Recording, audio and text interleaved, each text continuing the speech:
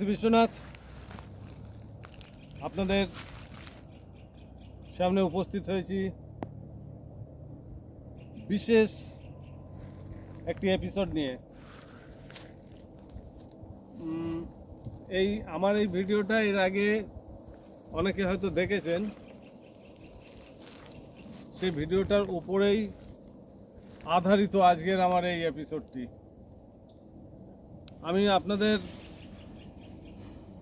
আজকে ভাঙ্গার কেল্লার কথা বলবো। রাজস্থানের আলওয়ার জেলার ভাঙ্গার কেল্লা, যেটা এশিয়ার মোস্ট হন্টেড প্লেস বলে বিখ্যাত হয়েছে। তো এই ভাঙ্গার কেল্লায় আমি গেছিলাম 2017 সালে,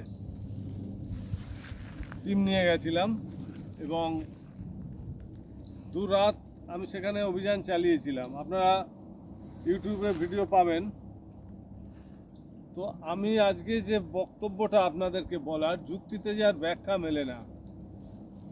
রাজস্থানের ওই ভাঙ্গার কেল্লার গেটের বাইরে একটা ফলক দেওয়া আছে, বিকাল 5টার পর প্রবেশ নিষেধ। এটা রাজস্থান সরকার থেকে টাঙানো হয়েছে। বিকাল 5টার পরে সেখানে যাওয়া যায় না। এবং আরও কিছু গল্পকথা প্রচলিত আছে যে সেখানে যারা রাত্রে যায় বা রাত্রে থাকে, পরের দিন আর তাদের পাওয়া যায় না, অথবা মৃতদেহ পাওয়া যায়। আর যদিও বা কেউ ফিরে আসে, কিছুদিন পর তার মৃত্যু হয়ে যায় অথবা সে পাগল হয়ে যায়, এরকম কিন্তু কথা প্রচলিত আছে। আমরা জানি 2012 সালে প্যারানর্মাল এক্সপার্ট গৌরব তেওয়ারি সেখানে গেছিলেন এবং রাত্রি যাপন করেছিলেন। এর ঠিক 4 বছর পর, 4 বছরের মাথায় 2016 সালে অদ্ভুতভাবে গৌরব তেওয়ারির মৃত্যু হয় নিজেরই ফ্ল্যাটের বাথরুম থেকে, যার রহস্য কিনারা আজও কিন্তু পুলিশরা করতে পারেনি। আর ওখানে আরও কিছু গল্প আছে। 3টে ছেলে ওখানে গেছিল, রাত্রে ছিল। রাত্রে থেকে যখন তারা সেখানে নানান জায়গার ভিডিও করছে, ওই টাইমে ওর ভেতরে গভীর খাদ আছে, গর্ত, কুয়োর মতো। আপনারা আমার ভিডিও দেখলেও পাবেন, সেখানে আছে গভীর কুয়ো।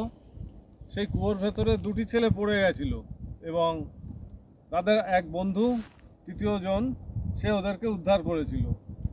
করে অসুস্থ অবস্থায় ওদেরকে নিয়ে অ্যাম্বুলেন্স খবর দিয়ে তাদেরকে নিয়ে যাওয়া হচ্ছিল হসপিটালে। কিন্তু মাঝপথে অ্যাক্সিডেন্টে 3 জনেই মারা যায়। এরকম অনেক গল্প ওখানে প্রচলিত আছে।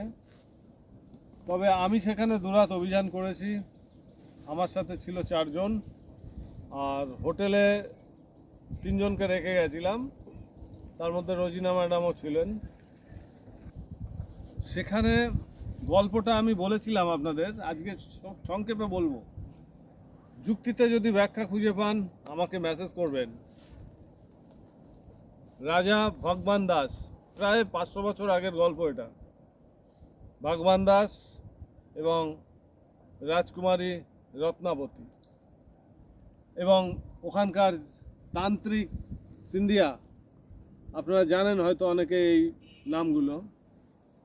তো ভানগড় কেল্লা ধ্বংস হয়েছিল তার কারণ হিসাবে তান্ত্রিক সিন্ধিয়ার মোহ, তীব্র আকর্ষণ, বাসনা লুকিয়েছিল রত্নাবতীর প্রতি। যেমন বিষয়টা একটুখানি সংযোজন করি।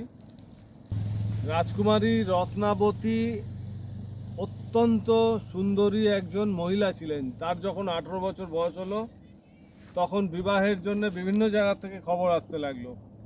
তো ওইখানেই বাস করতেন একজন তান্ত্রিক সিন্ধিয়া। তার নজরে পড়ে যায় রত্নাবতী এবং সে তাকে বিবাহ করবার ইচ্ছা প্রকাশ করে, কিন্তু সেটা তো সম্ভব ছিল না। রাজকুমারী সেটাকে অ্যালাউ করেননি। তো একদিন কি হলো, রাজকুমারীও কিছু তন্ত্রবিদ্যা জানতেন ছোটো মোটো। তো সিন্ধিয়া কিন্তু চেষ্টা করেছিলেন আকর্ষণ, বশীকরণ ইত্যাদি, কিন্তু সুবিধা করতে পারেনি।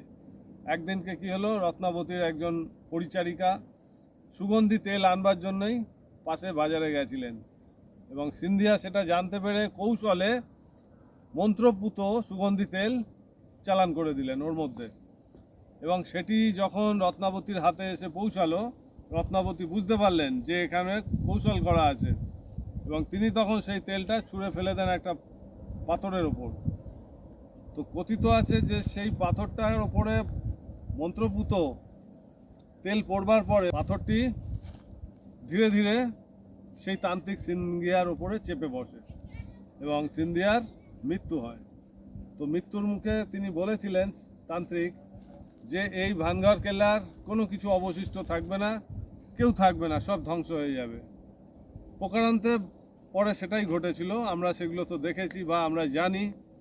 তো এই হয়েছিল মোটামুটি গল্প। 7 তলার বিল্ডিং এখন মাত্র 4 তলা মতন দাঁড়িয়ে আছে, বাকিটা সব ধ্বংস হয়ে গেছে।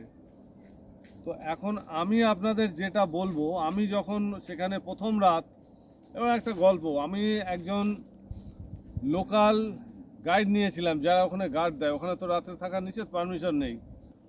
তো আমি বলতে পারেন অন্যরকম পন্থা অবলম্বন করেছিলাম, বাধ্য হয়েছিলাম। যাই হোক, তো একটি ছেলে আমাকে বলেছিল যে সে গাইড হিসাবে রাত্রে থাকবে আমাদের সাথে।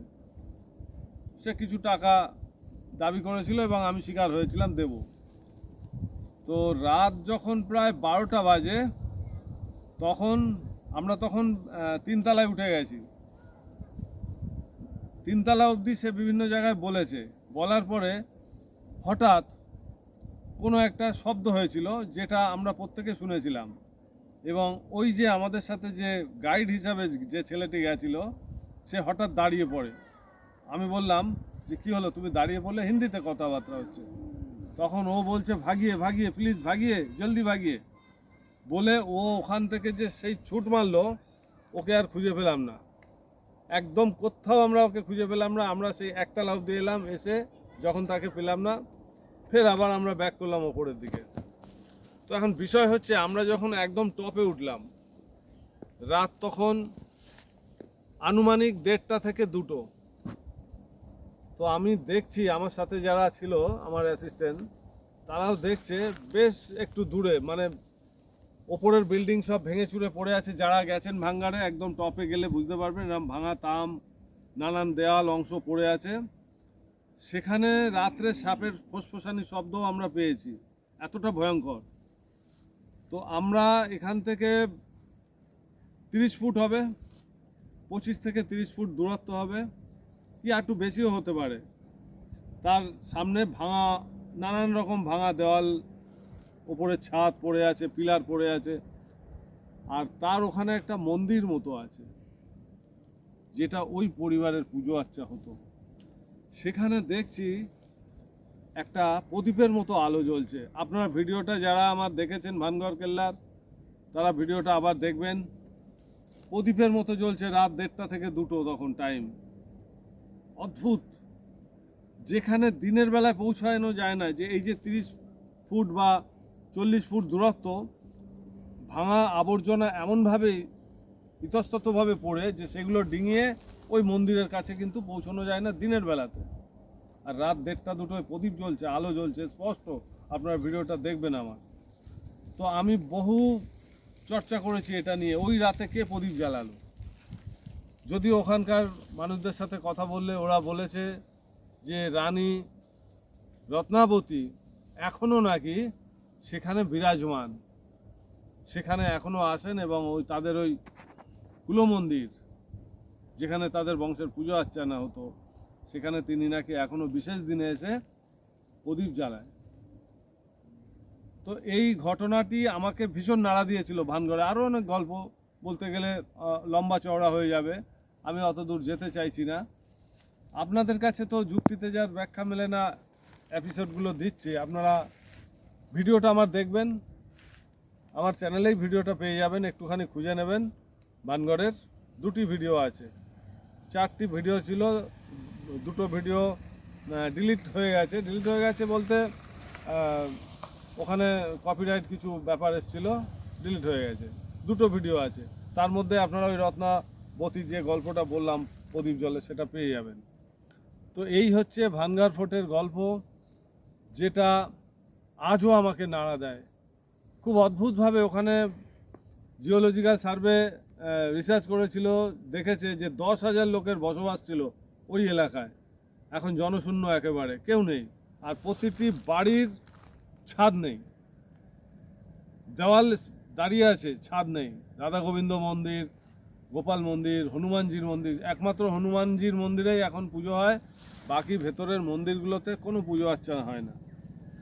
তো আপনারা খুব মানে ধ্বংস যে ব্যাপারটা, ভানগড় কেল্লার ধ্বংসটা একটা মর্মান্তিক দুঃখজনক ঘটনা। আর আমি সেখানে দুরাত কাজ করে এসেছি, আমি বহাল তবিয়তে বেঁচে আছি। অনেক দিন হয়ে গেছে, 2017 সাল, মানে 7-8 বছরে এখন চলছে। বেঁচে আছি, সুস্থ আছি, তবে বিপদ গেছে, অনেক বিপদ গেছে, অনেক বিপদ গেছে। হ্যাঁ, বলতে দ্বিধা নেই, একটু আগে একটা খুব বড় বিপদের মুখোমুখি আমি হয়েছিলাম, একটু আগে, জাস্ট আধা ঘন্টা হবে সচিন, হ্যাঁ স্যার। আধা ঘন্টা আগে ভয়ঙ্কর রকম একটা বিপদের মুখোমুখি হয়েছিলাম। যা কিছু হতে পারতো, যাই হোক, এরকম বহু বিপদের মুখোমুখি হয়েছি, বাবা মহাদেব বাঁচিয়ে দিয়েছেন। কমেন্টস করবেন, ওই প্রদীপটা রাত 1:30-2টায় ভাঙ্গর কেল্লায় কে জ্বালিয়েছিল বা কে জ্বালাতে আসে। মাঝে মাঝে এটা নাকি দেখা যায়, সব সময় দেখা যায় না। তো যাই হোক, আজ এ পর্যন্ত, ভালো থাকবেন সবাই, বাই।